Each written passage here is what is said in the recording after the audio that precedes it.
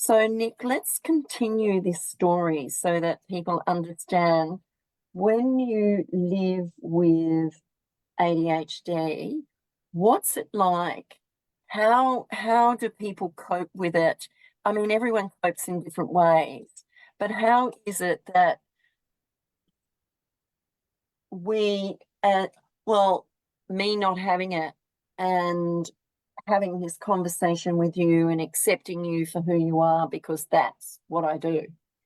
Of course. But how many people accept people who are a little bit different Yeah, and than that's the it's very average person?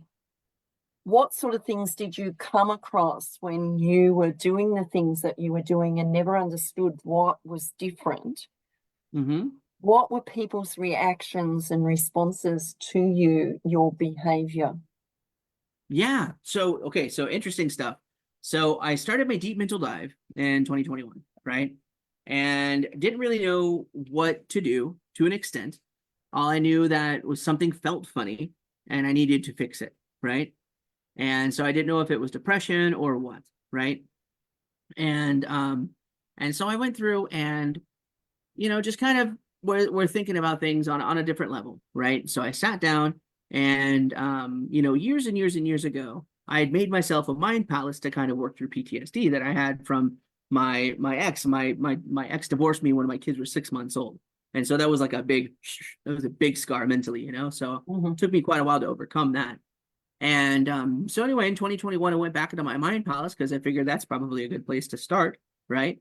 It's like booting your computer in safe mode, if that makes sense, right? Yep, yep. And so I went into my mind palace and I'm like, okay, cool. Well, let's like actually do this thing properly, right? So I went in and I was like, all right, cool. So what's this mind palace going to look like? Well, okay, great. Well, first it's going to have a yard. Okay, first I got to make sure what the mind palace actually is, right? So I'm just going to make it look like an Athenian temple. That sounds like a fun idea, right? So boop, the Athenian temple's first thing that popped in my head. Like, great. It needs a front yard, I guess. So there's grass in the front yard. Wonderful. And white picket fence because why not, right? And I was like, oh, I should have a tree. So I put a tree in the front yard. I'm like, oh, this is fun. Okay, great. And I'm like, all right, cool. Now, I'm going to take all of my thoughts and emotions and dump them out on the lawn and put them in the house, right? And so the first thing that came to my mind was tumbleweeds. Don't know why, just happened, right? All my thoughts and emotions were in the form of tumbleweeds in the front yard. So I was like, okay, great.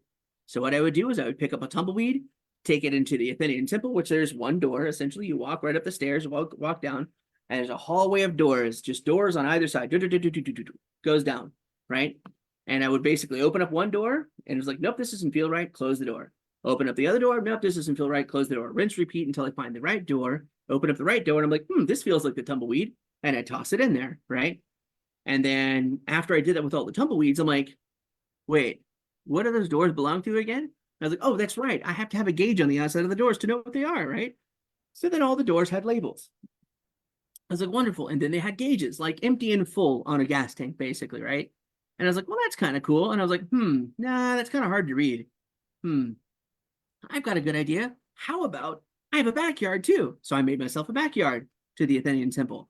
And I was like, now I'm going to make a garden, right? So typically you'd have your garden and you have like your little divots where you'd plant your seeds and so on and so forth, right? So I was like, okay, so instead of like the little divot where I'm going to plant my seeds, I'll have a divot, but I'll have a steel bowl, really shiny one, right? For fun. And I'll have it fill up with like shiny liquid, right? Whatever the level is corresponding to the room, like each room had its own bowl, right? And however full the room was how it corresponded to how full the bowl was, right? I'm like, this is wonderful. Great. And I was like, and I'll label them like you would label little farm things. I was like, this sounds like a great idea, right? So I had, every comorbidity I could possibly think of down there, all the way from dyslexia, dyspraxia, all the way to anxiety, depression, all of the things, put them all down there, right? So I was like, okay, great. And so I went down the thing because in order to plan it first, you have to really know what it is. So like I knew that comorbidities exist with ADHD, and then I was like, I wonder which ones of those I have, and that's when I went into the Mind Palace, right? And so I went to the Mind Palace, organized everything, and then I was like, all right, cool. Now I need to identify where the problem is. And so I looked over my little garden of bowls with cool liquid in them, and I noticed one of them was overflowing. And I'm like, huh, one of them was overflowing. Well, that makes sense. That's probably where the problem is. So I walk over to it, and sure enough, it had a little sign right next to it that said depression. And I was like, well, that makes a lot of sense. Okay, great. So in order to keep it from overflowing, I was like, well, I think I need a spade to make it a little wider and deeper. So then I was like, where would I keep one of those? Tool shed. So I look over to my left, and there's a tool shed that I just imagined. It looked fantastic. It's right there. And then I was like, well, wait, there's no spade there. Interesting. Then I was like, you know what? I know why there's no spade there. Because this is something my brain can't actually fix itself, and I need medication for it. That would make sense. Okay, cool. So then I came out of my mind palace, and I'm like, all right, well, I guess it's decided I need some medication for depression. This really sucks, but it is what it is. So I went to the doctor, kind of explained my situation. They gave me some medication for depression. And then I went, I was on the medication for about 2 solid days, about 48 hours, give or take. I wanted to make sure that it was in my system and very, very effective at that time, And when it was active, I felt a little bit better. So I was like, this is nice. So now I'm going to go into my mind palace and see what's changed. So I went into my mind palace, and I noticed that the depression bowl was not overflowing anymore. It was nominal, which was okay, right? And I looked over my left of my tool shed, and sure enough, there's a spade in my tool shed. And I'm like, I see Where it did that now. come from? I was like, I was like, that spade came with the medication. That's very interesting. I was like, you know what? In your mind, you are the master of anything that happens in your mind, no matter what. It's very important to remember that, right? And so I was like, you know what? I can make anything happen in my mind. So how about I make a 3D printer? Made a 3D printer in my mind and 3D printed that shovel and put it right next to the other one, or spade, right? Put it right next to the other one. And I was like, now I'm going to test it and do an experiment. So I came off the medication. I was off the medication for a day or two, give or take. Went back into my mind palace. And sure enough, the 3D printed spade was there and the other spade was not. And I'm like, well, I think I just figured something out here. I just taught my brain how to regulate my emotion, which was cool. And I gained a tool for doing that, which makes sense. So I was like, this is pretty all right. Okay, wonderful. So I think I was on a depressive medication for like maybe a week and a half, give or take. And that was it? And I was like, I'm good. Okay, we're fine. Which is beautiful, right? And so then I was like, you know what? You're great. Oh, how about, I just I'm going to take all these tests to figure out which comorbidities I actually do have and kind of go from there, right? Because I know they were there, but I just want to like make sure that I'm not making stuff up, right? So as I'm going through, I go take all these different tests, right? So one of the ones, then this is a funny one, right? So I remember you asking me like, how people interact with me because my brain's different, right? Yeah. And so my ex fiance at the time, right? My ex fiance, she was neurotypical, right? Which, everything's neurotypical, right? And I remember it was, I thought I was broken. Like I legit, honest to God, thought there was something legit all the way wrong with me, that I thought I was a defective human being and I wasn't smart, or like I was just, I just thought all these negative things. And because, for example, she was like, okay, cool, you're going to turn right on this road. I'm like, okay. And I would turn left. And I'm like, this is weird. This doesn't look like what I'm talking about. And she's like, I told you to turn right. And I'm like, oh my gosh. And she would yell at me. So I'd make a U-turn. I'm like, oh my gosh, this is ridiculous. And then I would confuse numbers all the time, right? Or like there's like a number sequence, and I'd have to write it down 5 or 6 times before I was like, okay, now I'd write it down and then I'd read it 5 or 6 times just to make sure it's right, right? Because the numbers moved, and things like that. How right? did the numbers move? Did they just My move? brain noticed different numbers at different times, right? So if it Right. was 1, Okay. 2, 3, 4, 5, 6, 7, Yeah. it would go, instead of reading it 1, 2, 3, 4, 5, 6, 7, it was like 1, 2, 3, 6, 7, 4, 5, 3, 4. Hold on, where was that again? Okay, go 1, 2, 3, 4, So it 7. just jumbles them up. Yeah, it just moved around. Yeah. Yeah. Yeah. And it's like, this is weird for me, right? And so then I would mix up the order of things a lot. And so I took a dyslexia test just for fun, just to see, right? The funniest thing in the universe, man. So I was like, took this dyslexia test. I'm like, okay, cool. I'm gonna be fine. I don't have any of this stuff, right? The test, it was a score based on 100, right? And it was so funny. The score came out 99 out of 100. and it said, "You have," and then in bold letters, "severe dyslexia." And I just busted out laughing. I just thought it was the funniest thing in the entire world. And I was like, this would have been so helpful to know years ago. Are you kidding me? This would have like stopped so many arguments and everything like that. Because somebody would be like, "Hey Nick, I want you to turn right, so I'm going to tell you to turn left, so you turn right." I'm like, "Oh, wonderful, yeah, I'll just turn right. It's no big deal." Yeah. The funniest stuff anyway. So I thought it was hilarious. Then I took a autism test, so on and so forth, and I scored like the average person, supposed to get maybe a 2 or 3 essentially, or maybe a 0 on an autism test, and the one I took was out of 100 points, and I was like 67 out of 100. So I was like, well, that makes a lot of sense, right? Because of very literal at the things I say, right? And you need context clues and everything like that, because it could go a million different ways. I don't know, right? Very exact. And in a way that actually was different with interactions, right? Um, and this is nuts. It's kind of personal, but I thought about it this afternoon actually. And so for example, like in relationships, right? So anybody who's listening that is neurodivergent or anything like this, these things really affect your relationships like tremendously, Yeah. especially if you have no idea they're going on. It's a huge deal. It really, really is, you Mm. know? And because the two relationships, like the big relationships that I have been in, the reason I think why, like looking back, I mean, because obviously you can't change anything that's happened in the past, and does no purpose to dwell on it. That's ridiculous. You know what I mean? Mm. But you can learn from it, right? Yeah, And so absolutely. learning from it, I realized that some of the things that were different would have been easier to work with had the partner I was with known that this is how my brain works, and I what I mean is not what they think I mean, if that makes sense, right? Absolutely. Absolutely. And the thing is that if we understand how your brain works as opposed to my brain working, Mhm. then you can come to some form of compromise, or you Exactly. you have an understanding. So therefore, instead of getting frustrated and angry, you can let it go because it's not that bad. It's just that you see something in a different perspective to what I would see it or someone else would see it. And what I Yeah. say a lot of the time is that we all have opinions, and our opinions aren't wrong. They're our opinions. And we Hmm. can be, we can have an opinion and um, agree to disagree. It doesn't Yeah. matter. Yeah. Exactly.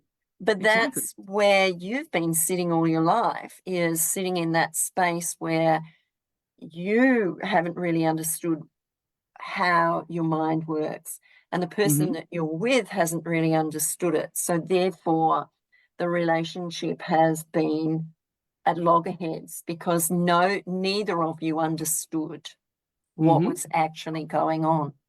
Hmm. How much easier would it make it if someone that you were with understood what was going on? What the Well, relationship would be different. okay, so I'll take this one in context, right? So, Yep. prime example, the thing with the ex and yelling and the da da da da. If she would have known I was dyslexic, probably wouldn't have yelled at me. One, two, I wouldn't have felt like a completely terrible person. And three, we would have figured out a way around it, and it Yeah. would be a non-issue at that point. And so many other things would be a non-issue. For example, like I want to put on the right shoe, I grab the left shoe, like situations like that, right? So that would be a deal, right? Another thing that would have been a huge, massive deal, for the on the autism side of the fence is, um, the things that okay, so like context is really important, right? Mm. And like especially with neurodivergency, right? It's because our minds are working at 10,000 miles an hour, right? So a lot of things were like you would say, for example, okay, here's one. Here's one. I saw this one online actually the other day, and it's actually kind of handy, right? So if I write a two and a seven, right? Yep. All right, 2 and a 7. What do those two things have in common?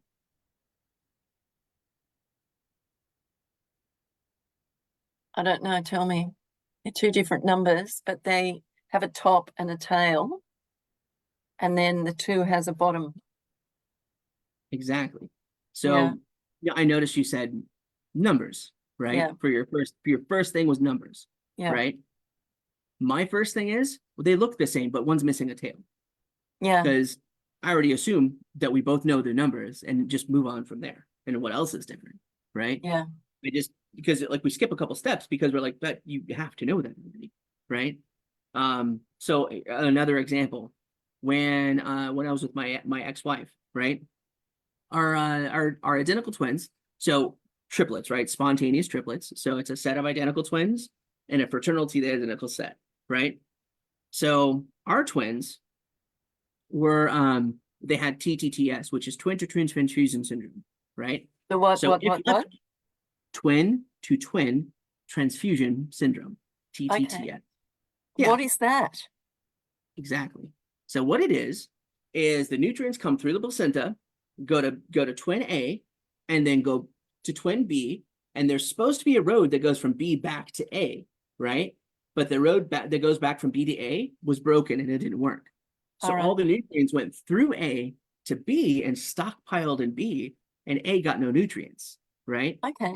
Which is a big deal, right? So if left untreated, what would happen is if delivered with untreatment, so on and so forth, it would come out and A would be flat as a pancake, basically, and B would be like very, very big and have rosacea and very, very large baby, right? Yeah. Because Mhm. it got too many nutrients when it was in the ambient when it was in the thing, right? Yeah. And so ambient sac, there it is. And so that was a big deal, right? So we were left with some decisions, right? So it was like, hey, do we want to keep baby B and don't keep baby A? Or like these are all the options. These are all the options the doctor gave us, right? Of course, the assumptive is keep all three babies. That makes Mhm. logical sense. That's the assumptive. That's what I'm like, yeah, obviously keep all three babies because that makes logical sense, right? But I didn't realize because the way my brain works, I have to consider literally every option, even though I know I'm not going to take them. I have to at least know that they're there and know that I've done my due diligence to mentally walk through what every option is, right? So it's like, keep the babies, don't keep one baby, keep both babies, da da da da da. Da. So I was at my ex-wife. I'm like, okay, cool. So they gave us options. So here are options are da da da da da da da da da da. And she looks at me with this really, really shocked face, and she's like, "You mean you don't want to keep one of our children?" And I'm like, "No, no, no, no, no, no, no. I mean, obviously you want to, obviously want to keep all three, right? I mean, that makes why would you not? I mean, and then she just went off the rails, and it was like, you don't want to keep one of our kids, and I'm like, no, no, no, no, no, no, no, no, no. That's not what I said. I didn't say that at all. I just wanted us to consider all the options because it makes sense. And she was like, there are no options. Just keep other babies. And I'm like, and I didn't realize what my brain was doing at the time, right? Because of the autism section of my brain, I was looking through every single because it made sense to me. And I Yeah. didn't know. Had I known that ahead of time, had she known that ahead of time, she'd be like, okay, let him talk it through. Obviously, we make the same decision. It makes complete sense. Moot point, done. But for her, that was a breaking point, and which she was at that point in time, she was like, I'm done with this guy. I don't love this guy anymore. And, from month 7 on, she had moved out and moved out of her mind that I'm not going to be with this guy anymore. And so when the babies were 6 months old, that's when she served me divorce papers, right? Mm. But and so that probably wouldn't have happened had There been an understanding there. Yeah. correct, Yeah. and so that's an example of how certain things can really, really affect relationships. It's a big deal, right? So true. And of course, Now we please. have to go for a break.